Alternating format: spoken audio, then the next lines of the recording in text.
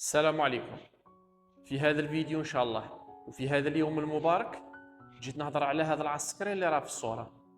هذا الأخ اسمه جمال رشيد ويسكن في ولاية البيض، بلدية الكاف الأحمر.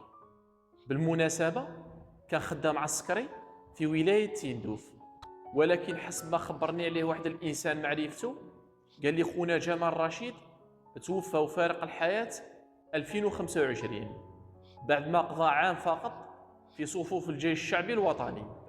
لله ما أعطى ولله ما أخذ، وإنا لله وإنا إليه راجعون. وعندي رسالة أيضا نوجهها لعائلة المرحوم، نقول لكم عظم الله أجركم وأحسن عزاءكم وغفر لميتكم وجعله من أهل جنة الفردوس، وربي صبركم إن شاء الله على فراقه.